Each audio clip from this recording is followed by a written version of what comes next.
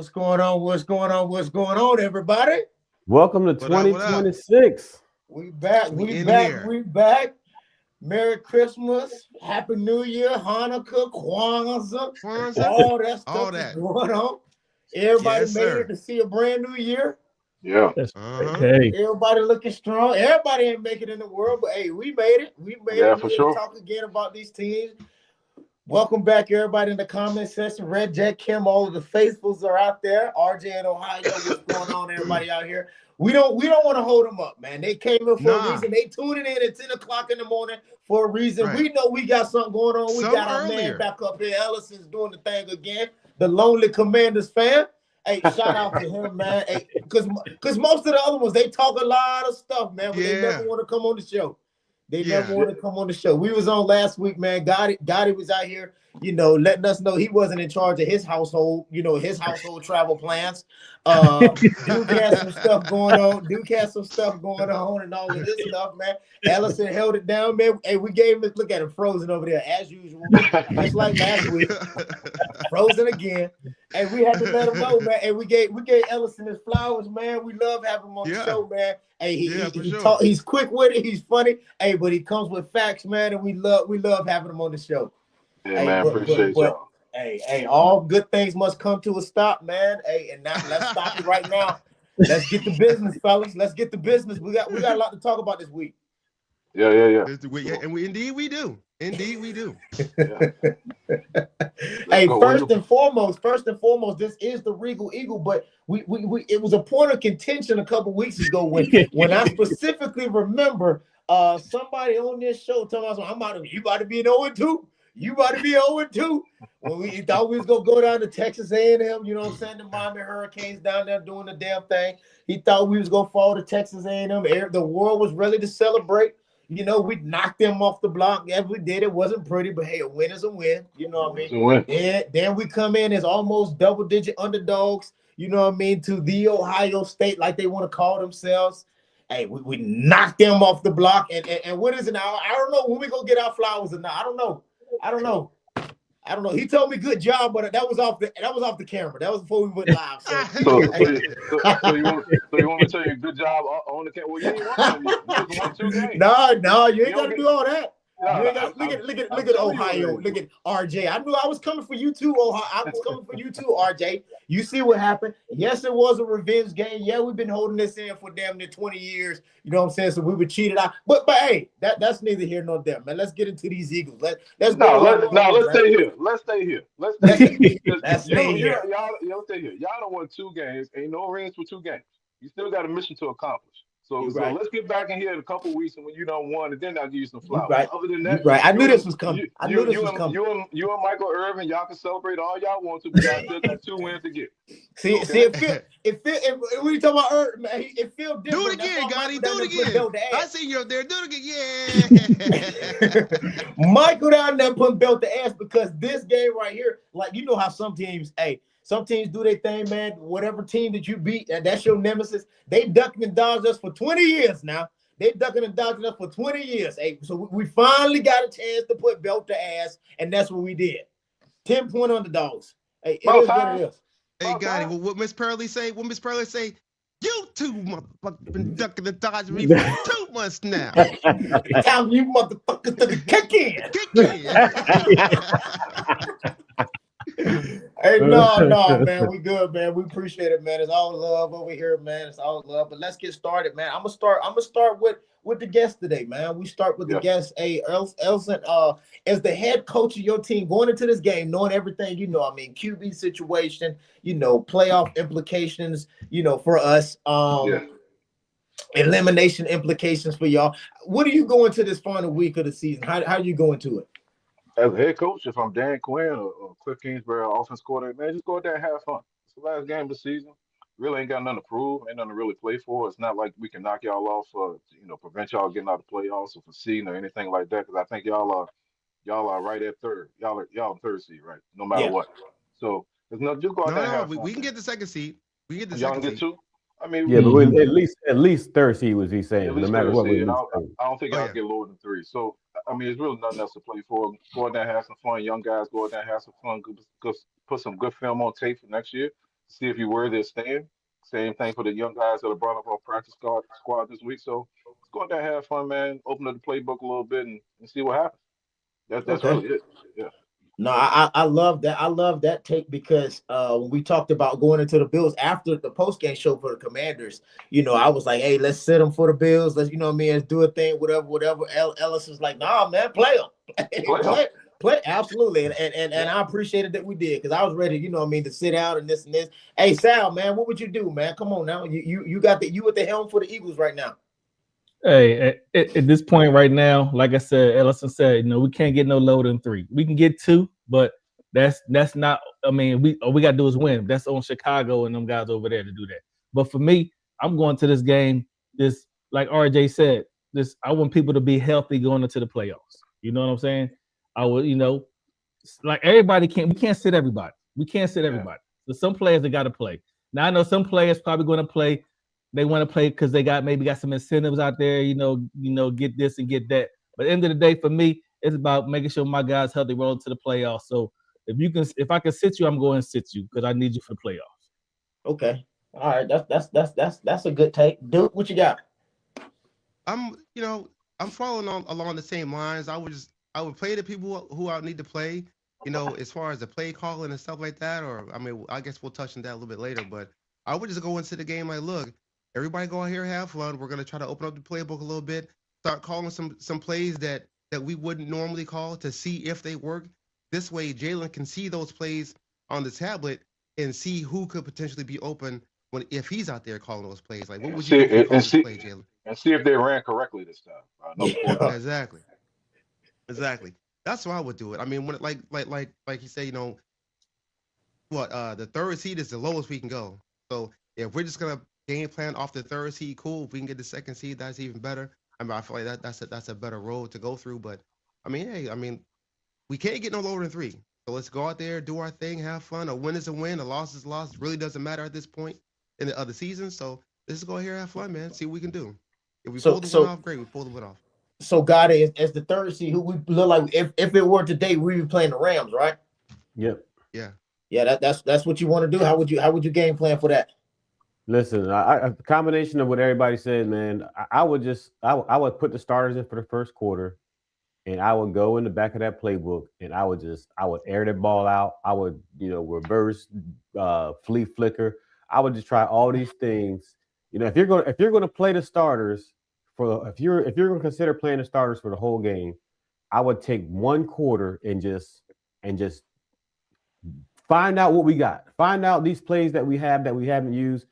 Put them on wax, see how they look. Air the ball out. Like I said last week, the Rams, the Cowboys, they throw a deep ball every series. They throw more in the series than we do in the game. Get out there. If the game doesn't matter, you're going to play the starters. Let that first quarter just be taking these plays that we haven't used and just make them work. If you don't care if you lose the game, just go in the back of the playbook, launch it, try all these plays that we have, and see how they work out. Maybe we can use them for the playoffs. Maybe we won't, but get it out there. And also it's going to give us a chance to check the scoreboard to see where Chicago is. Right. So if we can lock up that number 2 seed, we can be like, all right, we need to start playing more conservatively, start playing like we want to win, let's stop playing now and try to get these guys in the end zone and win and get that number 2 seed. Cause to be honest with you, I'd rather play Green Bay in the first round of the playoffs. Everybody would right now. The way the Rams think, everybody want the easiest path, man. Mm-hmm. What it is. I look at it from everything what y'all say. I don't want to sit here and beat a dead horse. I'm looking at it from a business perspective as well, right? So I'm going to showcase the talent of the second strings, the third strings, and stuff like that because I'm trying to, up the ante on the trade stock and all of this type of stuff. You know what I'm saying? We talked about this a couple shows ago. Who I would like to see on the team, somebody that would, actually really complement Jalen Hurts if he's there. I think he's going to come cheap. If for somebody like a Deshaun Watson, I'm saying came available or something like that. Kenny, all the other guys on the team like that. That's the time for their time to shine as well. To show their worth. Why they on the team. So hey, RJ, talking about some convicts and some Confederates. Yeah, we know it's gonna be tear down. What's going on? Run the phone. What up? He said, I know, right? Rooski. Ruski. Let's talk about those games. Hey, so Gotti, man. Hey, talk to us, man. Win or lose, what would this make this game a success in your eyes? Just execution. Execution. We talked about last week how the second half in the first quarter, I forget. I just closed the window out. In the first quarter, I think we had the ball for like 5 minutes and 41 seconds, and in the third quarter, we had the ball for like 3 minutes. So 8 minutes in the second half. Execution, keeping drives alive. You know, getting some positive plays out there. Just, I mean, not even winning the game, man. Just execution. If we get outplayed, we get outplayed. I'm fine with that. And I've been fine. I've voiced, like, you know, the way we lost is how I was upset, you know, for the losses that we had. I don't care if we lose, but when you get your ass smacked around, when you don't score, when you score 21 points in the first half and nothing in the second half, that's the stuff that I care about. We haven't been executing. So execution, keeping those drives alive, good ball possession, good control of the ball, and just good complementary football. We can lose, I'm fine with that, but play football like you're getting paid to play football. Yeah, it was actually 8 minutes 46 seconds. Don't take it away from us. It was 8 minutes 46 seconds. But for total though, total, right? Yeah, total now. Yeah. No, I was saying per quarter. One was 5 minutes and one was 3 minutes. Yeah. Yeah. So yeah, that was just terrible. So yeah, just play complementary football. Okay. All right. So the Commanders, man, like you said, you talked about it a little bit, Ellison, what you would do, but can you elaborate on it? What will be a success for y'all in y'all's eyes? I guess really just to see what young guys or young pieces may be, not just for tomorrow, but just down the line, period. Yeah. Again, just like last week and the week prior, we've been playing a little bit more the young guys that we had down on the roster and on the practice squad the past few weeks. So put more good film on tape, man. See if you were they're coming back next year, or for LTAs, minicamp, training camp, stuff like that. That would be most of the success for us. Just to put it back on y'all a little bit, I do want to see what McGee looks like tomorrow. I know it's against backups. I know he's playing with backups for the most part, but I do want to see does Patullo call a different game with him in there? Is the play scheme different? And why is it different? Are you running the ball more? Are you throwing the ball more? So I want to see how it looks, even though it's a backup quarterback playing with backup players against backups on another team. I want to see if it's drastically different. If it is, then why? Would be my question. Yeah, because the last time we played, man, and it went down to the wire last season, the game that y'all won from us when Jalen Hurts got hurt in the first quarter. We did have the backup in there, but we were playing against y'all starters. You know what I'm saying? Yeah. So that's exactly what Ellison was saying. That's what I like to see as well, that competition, because it brings out the best on both sides of the ball. You know what I'm saying? So, success. What does that look like, Duke? Just playing fundamentally sound ball. You know what I'm saying? If we can, on pass plays, if we can, start connecting, taking shots here, taking shots there, moving the ball, just playing, making sure a handoffs are clean from the number 2 QB. You know what I'm saying, to Tank Bisbee, whatever. Making sure the routes, making sure the holes are open, just all around fundamentally sound. If we can move the ball up and down the field with ease, I'm not even gonna say with ease, but I'm saying, like, if we can move it down the ball systematically, like Ellison said earlier, calling those schemed plays, making sure that the plays that are being called are schemed up correctly, because I feel like that's where KP's problem is, and I've told him that several times in meetings. But I just feel like, when it comes to play calling, like, he's not open, he's not calling plays that scheme up the right run plays. He's, I'm saying, he's just not doing that. And I keep trying to tell him that, but he's, like I say, he just doesn't listen. He's hard-headed. I feel like if we the last game of season is tomorrow, so Black Monday's coming this Monday. Hey man, you getting that pink slip Monday morning? You're on the chopping block. I keep trying to tell y'all. I have a no-fire clause. The truck coming to y'all Monday. There you go. Wait a minute. Y'all can say what y'all want. I got a no-fire clause in my contract, man. They can't let me go. And if they let me go, I have to choose where I want to go. Hey, man, they don't do it. All good things come to an end, my boy. Hey, guess what? We're going to see tomorrow. I'm sorry, not tomorrow, but we'll see next year. My contract ain't up until next year, so we'll see. Okay, all right. Me and Vic, we good. They can buy you out. They buy both y'all out. Hey, Man, get good, man. everybody need water, so I ain't going nowhere. Like, they held you over. You the hydration coordinator. They held you over from Chip Kelly administration. Huh? Yeah, I don't know how you survived all these years that Chip Kelly got Them left. boys was Hey gas man, over I there. kept my distance. Okay, all right. That's right, RJ. They love me, man. They love me. I ain't going nowhere. They need Hey, me so over there. Hey, Sal, so moving forward, man. Hey, so how does the QB situations impact the game flow? You know what I mean? And play call on either side of the ball. On the Washington side of the ball, you know, they have their QB struggles. That they had injuries. You know what I mean? Trying to keep Jalen out there, trying to keep him injury free going into the playoffs. What do you think about this one? I think, like a lot of people hit on already, like Ellison hit on.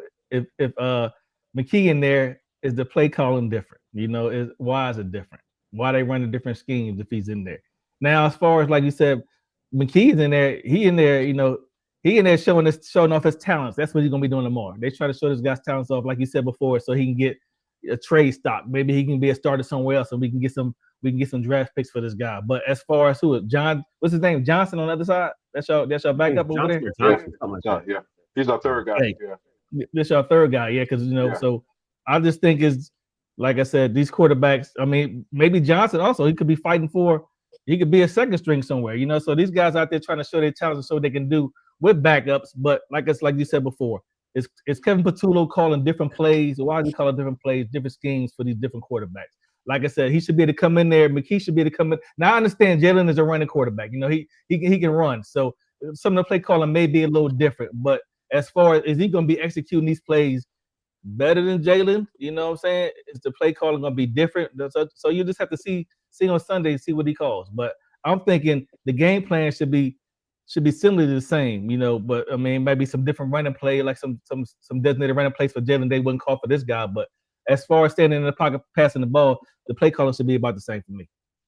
Yeah, oh yeah, I agree with that as well. It's definitely going to be a little different because, like you just hinted to, the play styles are a lot different. That's why I want somebody complementary to Jalen Hurts, right? So you don't have to worry about changing up the game. You know what I mean? The play calling all that much when you have somebody that's really complementary. I know it's nobody gonna be really 100%, but that's why I love even if you look at for the Commanders, you have the QB1 and the QB2, yeah, they're different, but they do complement each other a lot more, in my opinion, than ours do. You know what I mean? You don't have a world of difference. So when you do, you get exposed because if something goes down to your QB1, you know what I mean? You can bring it. It's like a plug and play. You know what I'm saying? So I love that, about that. That's why I want somebody, more complimentary to Jalen Hurts going in here. I could be wrong. I don't know. What you got, Elson? No, I agree with you. Yeah, Mariota is similar to what Jaden does.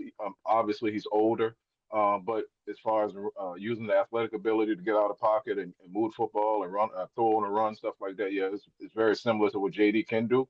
Even though JD is 10 years younger, but the quarterback similarities are there. So I understand what you're saying for sure. Yeah. One running a little faster, one running a little more like mayonnaise and stuff like that. But hey, it is what it is. You know what I'm saying? Yeah. And Mariota was QB1 for a reason. I mean, he was, doing the thing in college and when he came out and all that stuff, man. But like I said, Father Time is undefeated. Very much You so. stay around long enough, you will succumb, right? Absolutely. So Duke, man, moving forward to this as well, man. What does this game mean for the Eagles' overall confidence heading into the playoffs? You muted, Duke. I mean, I feel like we're confident already. I don't think that this game is really gonna give us any more confidence what we already have. Only because the people that are playing, they're backups. So, I mean, I guess if you look at it more like if something happens, God forbid, to one of our first three players, then we're confident to know that the people that are playing tomorrow can fill in and do their just due for the team if something happens. I guess if you look at it like that, that's one thing. But as far as like the overall team, I don't really think that this is really a confidence booster or nothing like that. I just feel like that we're just trying to see what we got. That's what I think. I don't think it's anybody more than that. Got it. What you got? Yeah, I kind of feel the same way with Duke, man. But it is a chance for us to get healthy. Anybody who's hurt out there, anybody who felt they needed another week to get back to 100%, sit those guys, if they want to see how their leg, arm, whatever is feeling, put them out there for a couple of reps, but get this opportunity for those guys to get some rest. And definitely, if you think you have guys hurt, somebody who's questionable, put their backups in, see how they perform. So if somebody does go down in the playoffs, we know we have a suitable backup. But as far as like what Duke said, man, as far as going into the game, we're already there. We can't be lower than 3. So I don't think this game is going to do much for confidence. Just kind of setting up the personnel in the playoffs in case something happens, giving guys a chance to rest and stuff like that. See, I'm on the other side, man. I think that a combination of what everybody said earlier, the play call and all this type of stuff. If the play calling is meshing, I think it will give us that boost of confidence that we need. So it shows that we're not limping into the playoffs, right? You know what I'm saying? That up and down and all of this type of stuff. Yeah, it's not gonna be a total confidence booster if the starters aren't playing, but I think it'll give us a little bit more confidence in the play calling. Like you said, Duke said, man, it's an art to calling plays. You're not just calling random plays like I feel that we do a lot. We call plays that don't even make no sense, man. It just don't. So I think that we refined that a little bit. And the game plan, the defensive scheme is running good with the backups. I think it will give you that confidence going into the playoffs, so you're not just limping in there. I could be wrong. Yeah, I think it's a good chance for the for Patullo to get his. I mean, damn, it's week 18. Like he gone. It's like yeah, this is another chance for him to get his shit together. Like this is the end of the season. Like we wasn't in the playoffs, the end of the season. But we keep throwing this motherfucker a bone, man. We keep throwing him a bone. Like goddamn. He has one more chance to try to put some stuff together as far as schemes. Down and distance situations. It's like, damn, how many more chances? How many more chances does he need? Like this is week 18. Like, come on. But we talk about confidence, and all this stuff. Now, okay, we talk about schemes and all this stuff. Now, what if the backups come in tomorrow and they call all these plays and they executing these plays flawlessly? They execute these plays flawlessly. What does that say to our starters? You know what I'm saying? What does that say about Jalen Hurts? What does that say about our team if our backups come in and executing these plays flawlessly, but when our guys in there, they can't execute these plays? Is that going to be a confidence breaker? You understand what I'm saying? Going into the playoffs? I think I work in IT, right? I don't think so. When something is broke, you don't fix a bunch of things at once and then say, okay, because now you got to go back and say, okay, what fixed it, right? So yes, we're going to put the backups in there. Is the play calling going to be different? Is somebody else going to be calling the plays, right? If you put it all, if you change 5-6 different things for tomorrow and we blow them out, somebody's going to say, "Oh, it was the backups." Like, no, it wasn't just the backups. They might have changed their whole play scheme. They might have changed their whole down and distance scheme. So it's going to be hard to tell what factor or what factors contributed to the win if we blow them out, if they do a whole bunch of different things. So just putting the backups in may not be the only thing that we do tomorrow. You know what I'm saying? Right. They could be having a meeting right now and say, "Hey, Patullo, you're going to be calling the plays, but this is the basis about what I want you to call the plays." So Nick Sirianni may really be behind all the play calling for tomorrow. You know what I'm saying? So I hope everybody realizes, as far as the players realize, that if the second string blows them out, then it's not the second string that really contributed to the whole thing, if that makes sense. Right.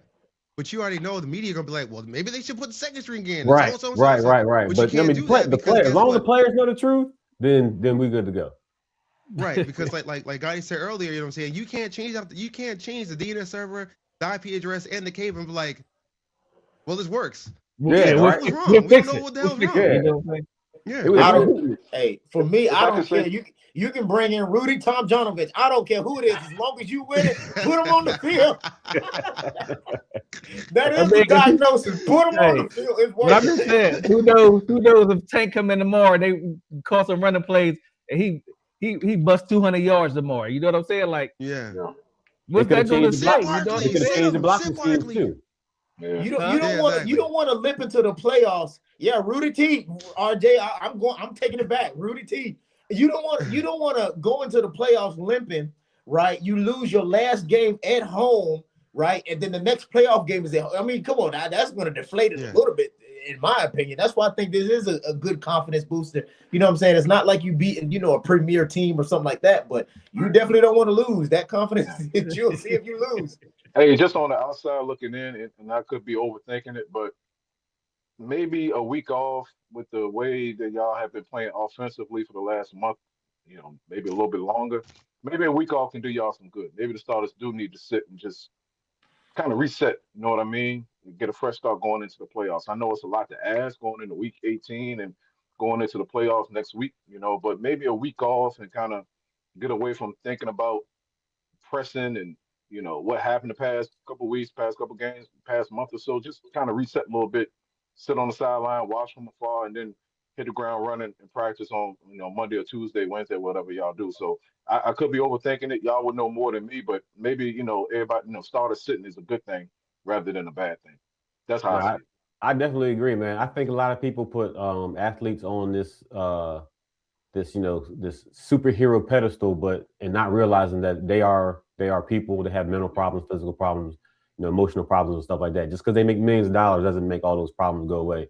Think about all these suicides, people who come out. A lot of those guys get bullied. I remember there's a guy, I think from down in Florida, some team down in Miami or whatever. He quit because he was getting bullied. Like, this is an NFL athlete who's getting treated like he's a rookie.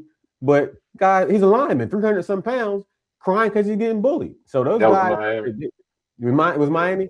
Yeah. So these guys, they are people. So sometimes they do get that one bye week. I think ours is week 5 or something like that this year. Like that was, you look at it, that was a long time ago. These guys need those mental breaks, those times to decompress and regroup. So you're not far off with that, Ellison, man. Those guys need that time to get their head back right. They're not superhuman people. They're regular people just like everybody else. They're just on that stage. Yeah.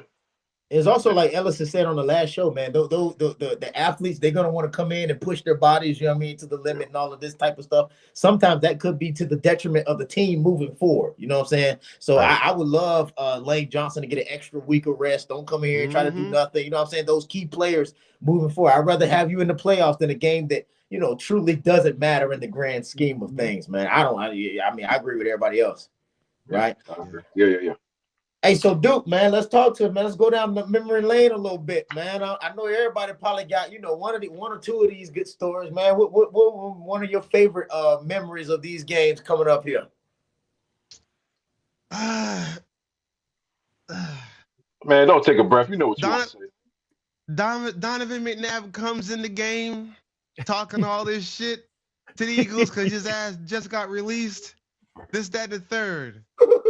Michi's homeboy, Michi's favorite quarterback in the world, Michael Vick, comes in with Deshaun Jackson. First play of the game. That's it right there. Bootleg, you know what he does? Ellison, you know what he do? I was watching. I know what he did. Bootleg!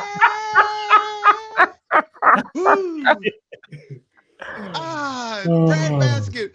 To the house, touchdown. That was it for me. That is an all-time Eagle play, bro. That's it right there, bro. I know me as an Eagles fan. I want every single opening game of every season to be the bootleg to the wide receiver. That's what I want. I mean, it was that play that Michael Vick with a flick of the wrist. That ball was in the air for 68 yards. His right foot was on the 4-yard line. His left foot was on the 3-yard line. He flicked that thing 68 yards down to the 34-yard line on the other end of the field. Yeah. And the thing about it too, man, like he said, man, in the little documentary thing, they talking and all that stuff. They were talking cash shit before the game started, man. I was about to say I was about to blame LaRon Landry for talking stuff to Deshaun Jackson before the game. That's what happened. They got the arguing and the fighting before the game and the pregame warm-ups and stuff, man. Yeah, he lit that fire and got his ass burned in the back end. Yep. I mean, they got destroyed that game, man. Yeah, they got beat up. Yeah. Anybody have anything different? I didn't have anything different initially, but I'm gonna tell you the NFC playoff game, like not even the result of the game, just the fact that two NFC East teams were playing each other in an NFC championship. But I think it's fantastic. A rookie, Jaden Daniels, doing a great job. Just taking my team, me being an Eagles fan, out of it. Just the hype of the game, just how great the matchup was during the season, how great Daniels was doing as a rookie. I loved watching him, even though he was a division rival. And like I said, just the anticipation of that game was great, man. Just two NFC East teams in the NFC championship, battling out. Of course, we won. The score made it even better, but I just thought that was like just not even with the score, just the pregame and the hype of it. I loved it. Yeah. You also All for it you all. also got to compliment though. You know, we talk about the dog with Nav. That game right there when Michael Vick took that thing. You also got a first play of that game too on our side on the NFC East Championship game when Saquon. Saquon busted over the first play of the game. You know, Yeah. first play of the game, he busted one for that long run for that touchdown. Yep. You know, you can't get. As soon as he did that, I was like, yeah, this gonna be a long day. I knew it. Hey, Ellison, no, he was there getting knocked over his head 2 times. Both games, he was over there getting knocked over his head. It was a long day. Hey, man, I was happy to be there. I hadn't been there in 33 years, man. I was happy to be there for sure. Oh wow. Yeah. Well, I keep receipts. Yeah. I know. Yep. Hey, so of course that's my game as well. Just like everybody else talking about it, you got the NFC Championship last year. Saquon, knock him down. Mine is my second one, and I got to go with RJ in here. And posing this question, I had to do my research. 1990 game versus Eagles versus Commanders. They call it the body bag game for a reason. Is because they were saying, they was going to put them in body bags. 9 of their players got injured. Their rookie running back, I think was their running back, Brian Mitchell. I'm pretty sure. Brian Mitchell, yeah, he had to play quarterback because there was so many injuries. You know what I'm saying? So that body bag game that RJ in Ohio is talking about, that is a memorable game as well. It's not as recent, or it wasn't, as pretty as the first play. Those 2 games that we're talking about. But that was a monumental game, 1990, man. Yeah, and actually, 1990 for sure. Yeah, I remember the body bag game. I was young, but I was watching with my grandpa, sitting up on Monday Night Football watching.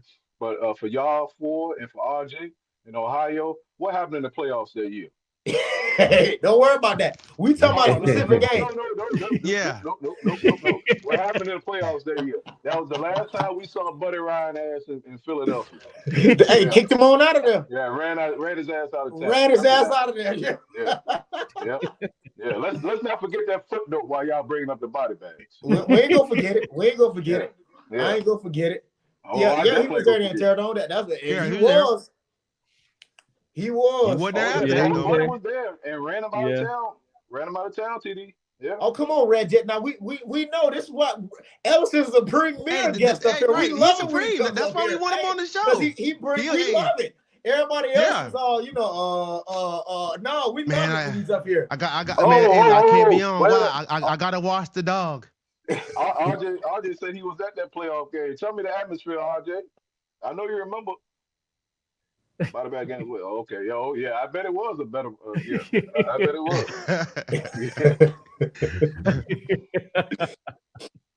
Hey, so Ellison, man, talk to us, man. What should we watch for in the first 15 minutes to go set the tone throughout the game? What I always say, no matter who's playing or who we playing or who y'all playing, man, who's winning the line of scrimmage? That's where it all starts for me. Who winning that line of scrimmage? Who's setting the tone early? Offensive line, defensive line. If I can physically, intimidate you and physically impose my will on you at the line of scrimmage, it's gonna be a good day for my team. So whoever wins the line of scrimmage, that's what I say on every game. Yeah. What you got? What you got, it? It depends on who's in. If we got the backups in, like I said, see how everybody's executing. See if they have a different scheme dialed up.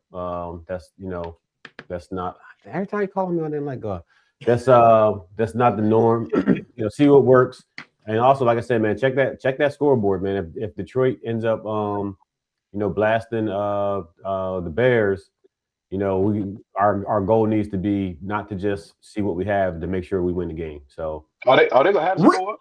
I know some stadiums they don't have the score while playoff implications. No, they do. They gonna have that score up. Oh yeah, they gonna have that score up. Hey, I'm gonna tell you right now. I'm gonna be like goddamn formation. Rico, bring the starters back in. Bring the starters back in. Another thing we need to make sure Washington ain't out there head hunting. If Washington look like they're out there head hunting, trying to take out our starters, take them out. Yeah. I don't think you're getting none of that. I don't think. I think if anything, the first time we see y'all next year, we haven't forgot that little 2-point conversion y'all Sirianni did at the end of the game, the last game we played. We remember that. What do you think was wrong with that? What do you think was wrong with that? stick No, yeah. and we bend. What do you think, Elton? What do you Now, think? What do you think was wrong with that 2-point conversion? I'll say two things. Number one, you don't take the foot off nobody neck. That's number one. So I'm not mad at Sirianni, but in the grand scheme of things, you know when somebody's trying to rub something in your face, man. So yeah, I'm gonna get your ass back on the other end for sure. I'll get you back. It might not be the day or tomorrow, but yeah, I'm gonna get your ass back. I'm So- gonna get you back. but when I I'm not say gonna that, forget. but when I say that, you know what I'm saying, it's just the game. You know what I'm saying? When I say that about, you know, the last time we played Ohio and they stomped us down at the end with that penalty, it's just a game. You ain't won nothing yet. It's still work to do. I think when do you try things? Aren't you supposed to try things when you're You up? are. You are supposed to. Like I said, I'm not mad at him for doing it, but I just know you just know when somebody's trying to show you up. You know when somebody's trying to show you up. You didn't have to do the 2-point conversion. You just You're wanted right. to do it just by the spite. So yeah, I'm gonna see your ass next time. I honestly think he Yeah. tried to do it to try something. So when he needed it, he knew who he had in his pocket. One thing about Sirianni, I respect him as a coach, and he is a Super Bowl coach for sure. But he's an asshole, and he is an asshole. So yeah, I'm gonna see. I'm not gonna forget. We gonna see you when we're healthy and ready to play. We're not gonna forget. I promise you. I promise you. That was all the talk that Monday morning after we played, y'all. That's all people was talking about. Not the loss, not the score, not what happened. They were talking about that last play and why Sirianni did what he did. So they're not gonna forget. I'm telling you. It might not rim his head tomorrow, but yeah, trust me, it'll come up next year. I promise you. Hey, Ellison be 50 years old. Ellison be 50 years old. Talking about, yo, remember that piece of candy you took on my bed in 3rd grade? Yeah. If you say so. It's law. Robert Greene, law number 15. Crush your enemies totally. You want to defeat them and don't give them a chance to come back. And you want something to remember 5 years, 10 years down the line. I want you to remember that. Yeah. It's you know, I'm a basketball head at heart, man. So when you see a team in the basketball, they up by 20 points, and the guy with 2 seconds left dunked the ball to make a 22-point game, like, okay, this is what we're doing for real? Okay, all right. I mean, I'm just saying, come on. So what are you saying to all these teams? If you say to all these teams that are just mollywopping people, then you know what I'm saying? Are they taking it too far, or are they just playing a game? What are they doing? Like if the score is 55-10, and they score another touchdown. I mean, they just playing the game, right? They what they doing? Maybe they're trying to pad their stats. You know, we don't know.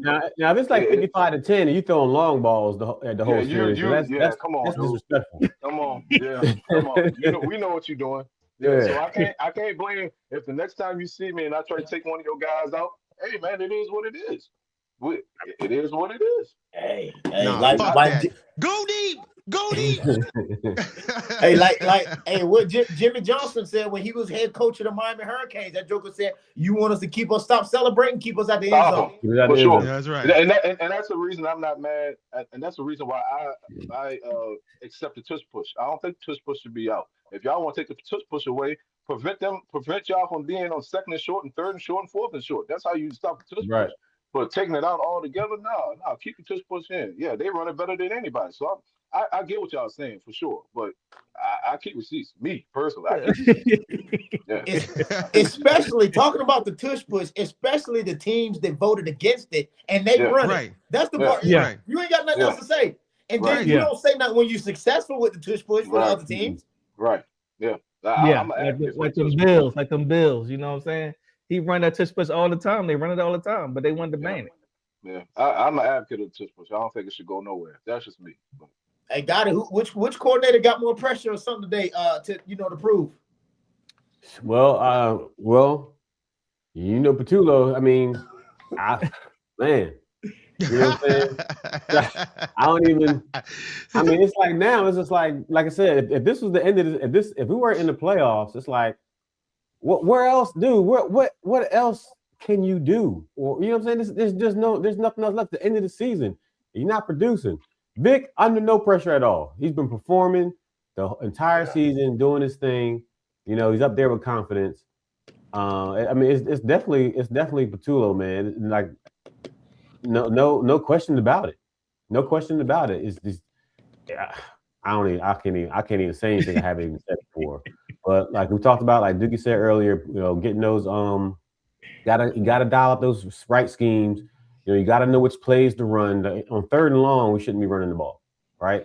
I shouldn't even put ourselves in situation for 3rd and long. On 2nd and 1, I think you should be airing it out every time. Every 2nd and 1, I'm throwing the ball at least 50 or 60 yards downfield. If it's incomplete, I'll get the first down on 3rd and 1. 3rd down. You know what I'm saying? But it's just, I mean, I don't get, why are you wasting a quarterback sneak or a quarterback draw on 2nd and 1, right? So I think everything has to be packaged together nicely. You got to play complementary football with the offense, defense, and special teams, and within the offense, and within the down and distance with the package that you have in there. Of course, I don't expect them to run quarterback draws with Tanner McKee in there, but still, the right decisions and the right plays have to be called for the offense to be complementary to the team. You have to contribute to that defense. We got to keep those drives alive, and we got to make sure that we have the right people in the right place doing the right things. Hey, so something you just said, man, before we go to Ellison to give the different perspective on the other team is when you said you don't expect to run, draws and all this stuff with Tanner in there. That's the exact reason why I said I want a quarterback that's complementary to Jalen Hurts, right? You don't have to change the offense. The same reason why same reason why it blows my mind of why we don't run Tank Bigsby the same way that we run, Saquon and all of this type of stuff, or vice versa. I don't get that when you have it. So it just shows, like you said, man, I don't know. I want somebody complimentary so you don't have to create a whole second playbook for this guy that's coming into the game. You know what I mean? Right. Because that throws the offensive line off, that, just the snap count, the timing, and all this type of stuff. Hey, Ellison, man, from your perspective, man, which coordinator got more pressure? Oh, it's definitely Patullo. No doubt about that. Yeah. Like I mentioned earlier, man, I want to see if anything is different in how the offense is ran, even though it's going to be a backup and backups playing. I want to see if it's fluid or not. I want to see if different play calls, different scheme and stuff like that. So it's definitely Patullo. It's a tough situation for him, man, because he comes in as Sirianni's guy, and if things are not going right based on what y'all did last year, winning the Super Bowl, he's gonna get all the blame, which is going to come. But if you don't change up anything from week 1 to week 18, and if people still asking questions, then yeah, your job is going to be on the line. So he has a lot to prove going in, not just tomorrow, but next week as well. Yeah. I'm pretty sure everybody's going to say the same thing, man. But I want to add a little sauce to it, because if you're defensive coordinator, if we got all these 2nd and 3rd strings in there, you know what I'm saying? And I don't know if y'all going to be playing y'all 1st stringers or something like that. But that's going to be a time, the same thing on the opposite end of the spectrum for your defensive coordinator as well, in my opinion. You know what I'm saying? To show if you have your starters in there, if we got Tanner McKee and all of this stuff, if y'all can't shut us down, I think that speaks something, to the defensive coordinator as well. Because y'all don't have as many injuries on defense as you do offense. No, that's not true. Doris Armstrong, Dietrich Wise, those both of our starting defensive ends been out basically all year. Will Harris just got back, starting strong safety. He just got back a couple weeks ago. He's been out most of the year. So we had a lot of injuries on the back end, too, on defensive side of the ball. But I think some of our starters are playing tomorrow. I don't know how long they'll play. But I think they will get out there and get some snap. I don't know for sure. All the beat writers and stuff down here saying that people go dress, but I don't know if they actually will get dressed and play. And if they do play, I don't know how long they will play. Yeah. Okay. Hey, so what we doing? Hey, Duke, are we peaking at the right time? We coasting on talent. What we go do until we limping into it? What we doing? I'm not gonna say that we're peaking, but I'm not gonna say we coasting either. And it ebbs and flows, and I say that because if we were peaking, I feel like people are gonna look at it and say, "Oh, we're peaking." Peaking is performing the way we performed last year. We still got a long way to go before we peak. That's the way I'm seeing. That's the way I'm looking at it. We can't say we're peaking because that's saying we're doing the best we can. We ain't getting no better than what we're doing right now. That's not peaking in my eyes. Well, you said we ebbing and flowing. Which one we doing right now? We ebbing or we flowing? We still flowing a little bit. We flowing, but it ain't to the tippy top. We just flowing. We're coasting. We got the right talent. We got everything we need. We just have to up the ante on execution. So I can't say that we're peaking because we got a lot more work we still got to do and a lot more work that could still potentially happen for us. So I feel like right now we're coasting on talent until maybe next week to see what we got, and then going into the playoffs, is everything going to change? Is the play calling going to change? Because Nick Sirianni is saying that he's been in more with the play calling, but being more into with the play calling, is that saying that what he's doing is leading up to the playoffs? Are the things that he's doing for the playoffs, or is the things that he's doing right now for our offense? Are we executing the things that he's putting in now? Are those the things we're doing now, or is he taking these things and say, okay, this is what we need to be doing, and we're going to use this in the playoffs? So I just feel like right now we're coasting on talent until the playoffs. Sal, what you got? Now I would say, now like I said, as far as the defense goes, I think the defense is peaking. It hasn't peaked yet, but it is peaking. Now, as far as for offense, bro, I think we on crutches going into the playoffs as far as the offense goes. I ain't gonna hold you, bro. I think our offense is limping into the playoffs. It's limping into the playoffs, man. It is. We on hoverboards. We ain't even walking. The offense is limping, is crutching into the playoffs. Now, can we pull it together when we get there? I hope so. We said Kevin Patullo was Sirianni's guy. I look back at, and I got a lot of people who ask me about, recommending them. Hey, y'all hiring? Y'all hiring over there? Y'all hiring? And I look at this person and I be like, nah, we not hiring, man. Because, you don't want to hire somebody and recommend somebody for a position. And then they come back and it slaps you in the face. Yeah. Now, I think this is what's happening with this situation. That's why I wouldn't ever recommend anybody for a job that I really don't consider like that. Now, Kevin Patullo's situation. Play caller, never called a play in 14 years with the organization. And you can recommend this guy. Now, we said Nick Sirianni is more in on the play calling. I mean, so at what point is he vetoing or overriding Kevin Patullo's play call? Is he even doing that? He need to pull a Don Campbell. Just take over. Just take over. This is why I always throw the pressure towards him, because you got Kevin Patullo, Nick Sirianni brought him in. Minus last year when you had Kellen Moore and Vic Fangio, they was doing the damn thing. But the year before that, when we had those two bums, those were Nick Sirianni's hires, right? That's why I put all of this on Nick Sirianni. I don't care what nobody says. He's responsible for it. And then in the first 4 games, if you see this stuff not working and you don't do nothing right after the bye week and week 5, I put the blame on you as well. Yeah. No, I agree with you. We had a similar situation here with Dan Quinn. He brought over Joe Witt as his defensive coordinator when he came from Dallas. That was his boy, just like Nick Sirianni and Patullo were boys. And the defense has been horrible ever since last year. I'm talking about us going to the NFC Championship game. Our defense and our scheme has just been horrible for the talent that we have. And it carried over into this year. And he finally made a change maybe about a month ago. It hasn't been that long. And I'm just like, what took you so long? This stuff's been looking horrible for over a year and a half. And now you decide to take over play calling to demote this guy. So I understand where you're coming from. You got to take the friendship out the door, man, end of the day, if you want to win games. So I feel you. I get it. Yeah. Mm-hmm. Hey, RJ in Ohio. Yeah, that's right. Lane Johnson does, bring that chemistry back in there. But oh boy, he's been holding it down. He only allowed 1 sack the whole the 5 games he done played in Lane Johnson's plays. Ooh. Hey, that's Johnson? Huh? Fred Johnson? Frank Johnson. Yeah. The hazy-eyed demon, the hazel-eyed demon, whatever you want to call it, man. He's held it down in Lane Johnson's place. Yeah, you want that veteran, that 13-time Pro Bowler in there. You want him in the 14-time Pro Bowler in there to do his thing. But I mean, hey, I ain't got too many bad comments about his guy while he's been gone. Not at all, man. Hey, so here we go, Gotti. Which defender is most likely to change the game without actually recording a sack? Man. I mean, if you're talking about the line, that's hard to say, because those boys, they're gonna get their sack. They're gonna get their tackles for losses in. I ain't gonna say get their sacks in. But I think it'll be one of the linebackers, man.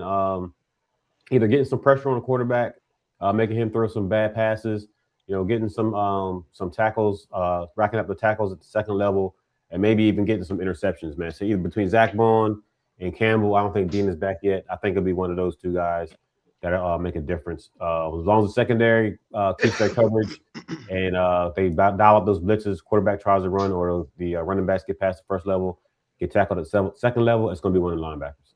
Yeah. Okay. Who you got on your side, Elson, or our side? For us, probably Bobby Wagner. I think he's about 4 or 5 tackles away from passing Ray Lewis, as far Oh, as yep. tackles by linebacker or something like that. So Mhm. for him, it's us. For y'all, I would say, for me, I say Jordan Davis. It's probably his best year he's had. Being in the NFL. I kind of when I was on last time, or even the time before, man, I think him and Jalen Carter should be the best defensive tackle duo in the game. Period. Yeah. Without conversation. But sometimes I don't see that. So I don't know if they're actually playing up to their potential as they should be. But I think they both have a lot of ability. They should be the premier defensive tackle duo in the game. So if I had to pick one for y'all, it would be Jordan Davis. Okay. Hey, for RJ, I thought you were kind of bashing him at first. I mean, hey, once again, one of the 48 laws of power, you never want to step into a great man's shoes. You see what Kalen DeBoer is, going through down there in Alabama. Anybody that stepped in there after Nick Saban, man, you go feel They it. were doomed. Hey, They was feel it. doomed. Them should have boys went was to Michigan. doomed. He should have went to Michigan when he had the chance. He should have went to Michigan, man. He should have jumped ship. Yep. He should have jumped shit when he had a chance, man. Because anybody that comes after Nick Saban for the next 5-10 years, if you don't amount to that same success, you're gonna catch hell down there in Alabama. Let me tell you something, man. You cannot go out there and lose to Indiana 38-3 and think you safe. Biggest bump or biggest deficit in school history. Then all four of those head coaches that's going to the finals or whatever, they all worked for Nick at one point. They all was under Nick Saban for at one point. They all was. All them new coaches, all those coaches. Yep. Maybe so. Yeah, all all four of them Saban babies. All four of them were Saban. Okay. But going into another topic, that this is why I always talk about Mike Tomlin of not having the same type of coaching tree. You know what I'm saying? There's nobody under Mike Tomlin that's going to leave that organization and have that same success. So as far as the developing, the maturation of coordinators and coaches and stuff like that, Mike Tomlin, that's why he got to get a little flack as well. Because if you can't develop your players, I mean, come on. Yeah, I know. I agree. This man, right. Yeah. This man said the dematurization. Bro, I gotta look that one up. I was like, Lord, this man hit me with the reverse Uno card, like pal. Like, process of maturing. Process there you go. Thank you. There we go. Hey, God so damn. we at the end of the show, y'all. We want to go around the league predictions, around the league playoff predictions, around the league, man. Who y'all got for this first game? Seattle and San Francisco. Who you got? Got it? I'm gonna say Seattle's gonna pull it off, man. Seattle's gonna pull it off, and then Tampa Bay is gonna win the NFC South. Okay, but you know they need Atlanta to lose as well too, though. What does Atlanta play? Atlanta playing the Saints. Yeah. The Saints, that's the quarterback. He playing pretty good right now, though. You know, the Saints because if Tampa Bay wins, that Tampa Bay for the win. For the win. For the playoff spot. Carolina will still be in the playoffs, even if they lose. Yeah. Tampa Bay for the win. Tampa Bay and Seattle. Come on. Who you got for Seattle and San Fran, Ellison? I got San Fran tonight. I think San Fran pulls this one out. If they meet in the postseason, could be a different story. But at least for tonight, I got San Fran, and I got Carolina winning tonight, the first game. Okay. Keep pounding, Timberlake. I see it. Keep pounding. Who y'all got in the comment section? Who y'all got? We second. I want to see this. Duke, who you got?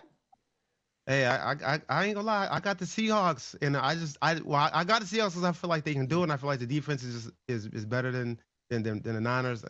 And I do feel like Brock Purdy's gonna put up numbers, but I don't think that y'all really saying what y'all want to say. Y'all just hoping that San Fran loses. No. I'm dead serious. I'm dead serious. I feel like Brock Purdy's gonna have a good game. He's gonna have some numbers. I don't think he's gonna have 5 like he has the past two games. But he's gonna have some numbers, but I just feel like the defense, the Seattle's it's gonna be a little bit too much for Brock Purdy to handle. It ain't not a whole lot. It's just a little bit. Yeah. I got the Niners, man. I think I mean, the Niners, they playing pretty good football. Like they played great last week without even Kittle in there. You know what I'm saying? I think Kittle comes back. I think Brock Purdy right now he's tearing it up. He out there doing his thing. So I think it's gonna be the Niners, and I think it's gonna be Tampa Bay tonight. Okay. Yeah, I think this is a game with both of those quarterbacks, man, in the NFC West, because obviously that's going to solidify the number one position, right? That's also going to solidify, that divisional title and all this type of stuff. Obviously, it goes hand in hand. But I think it's also going to justify why those guys are getting those paychecks that they're getting, right? For Brock Purdy, he's been that guy. He took the team to the promised land. He didn't get the trophy and all this type of stuff, but he's been tried, tested, and proven true. Sam Darnold, everybody knows that he got all the flack, when he was in New York, doing the thing and this and this. Then he went to Minnesota and he had that success last season. Everybody was like, oh, it's just a fluke, whatever, you know what I'm saying? So he goes out to a whole different scheme, different team. He's having the same success. So I think this is that game for him to actually prove his worth. You know what I'm saying? Going into it, prove why you got that money. Yeah. Yeah. No, I agree. I agree with you. Now I will say this though. I tell you what, don't nobody want to see San Fran at home throughout the playoffs every single game. That's gonna be a tall task. Any one of them teams, man. Any one of them teams. I believe. Tall task for someone to win. Yeah, only one that I'm not sure that could handle it. Just because of how they played it, the accent of the game is Chicago, just because of, the youngness of Caleb Williams and his decision-making, ball control and stuff like that. But any one of these teams, man, nobody wants to really go through San Fran, Seattle. Nobody wants to go through the link. You know what I mean? Carolina, it is what it is down there. They're doing their thing. They limping into the playoffs. But any one of these teams, man, nobody wants. That's dangerous. Yeah, I'll say that, even though they lost last week the way they did, the Rams are still going to have a lot to say. Devontae Adams didn't play last week. You know what I mean? So that offense that's why we want Green Bay. The offense they run, and you don't have to have all eyes on Puka. The Rams are they're gonna be tough. They're gonna be a tough out. They're gonna be a tough out. So, I know it was bad on Monday, but they're gonna be a tough out. Matt Stafford having an MVP year, man. I mean, he got a great line. That line keep him protected. He takes some sacks, so that line holds up. Did we beat them when they had Puka and Devontae? Yep. Did Devontae play? No, Devontae wasn't there last year. Devontae wasn't there when we. Huh? Did he play this year? This year. He played this year. He played this year. He played. Yeah. Y'all pulled one out at the horn. Yeah, y'all. Oh, sorry, they block field goal. Yeah, that's when Davis hit that block field goal. Block field goal. Yeah. That was at the beginning of the season. Yeah, that was early. That was like what, week 2, week 3, or something like that. Yeah. Hey, so we're at the time, y'all. We like to keep it towards the time. We don't want to waste nobody's Saturday. We appreciate the love.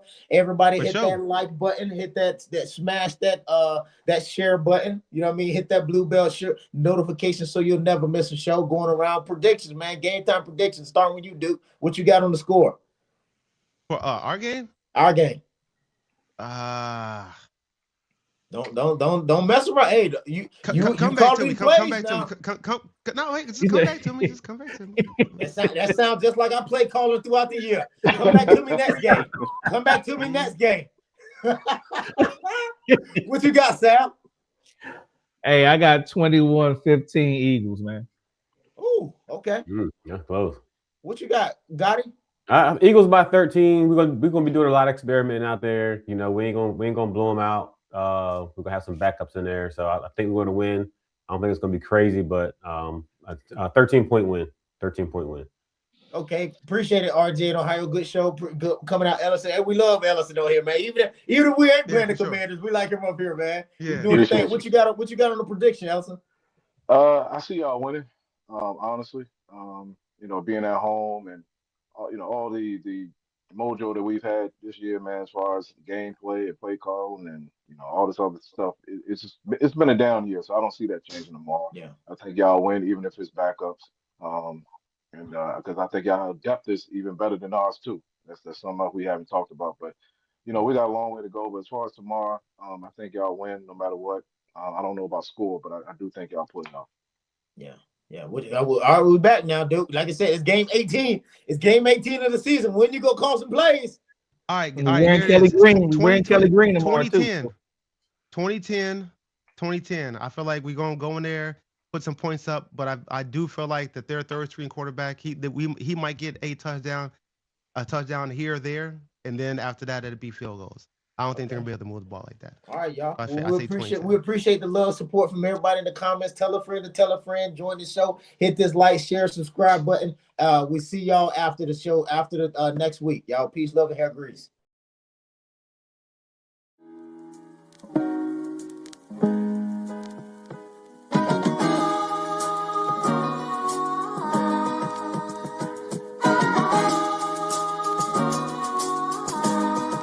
Othello on the beat.